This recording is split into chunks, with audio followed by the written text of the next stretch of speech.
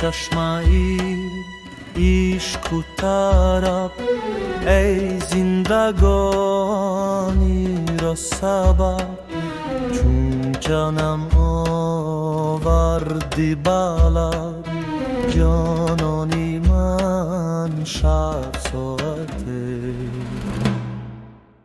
از باری من در کین مشو شادان را غمگین مشو در خونی من چندین مشو در خونی من شب ساعته بنگر بر روی زردی من و سینه بنشین گردی من تو چند باشی دردی من درمانی من شب ساعته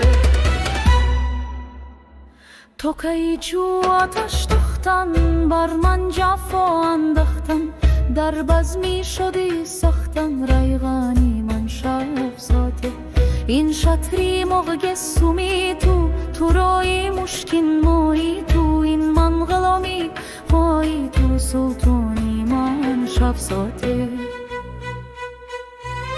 سلطانی من شب ساعته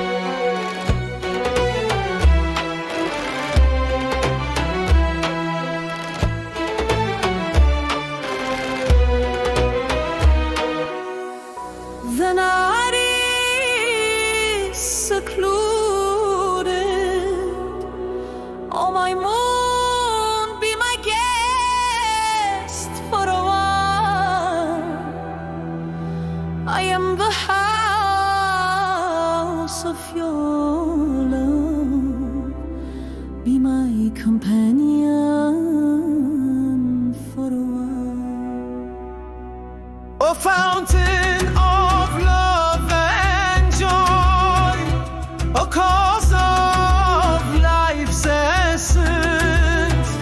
Since you've brought my soul to my lips, be my beloved for a while. For my sake, do not harbor a grudge, do not sadden the joyful, do not dwell in my blood so much.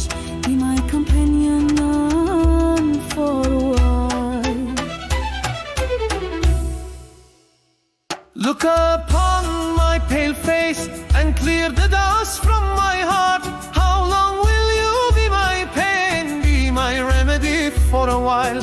How long will you charge like fire, casting cruelty upon me?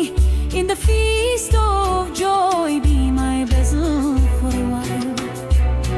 This moonlight braid is your hair, your musk-scented locks. I am the slave of your face, be my sultan.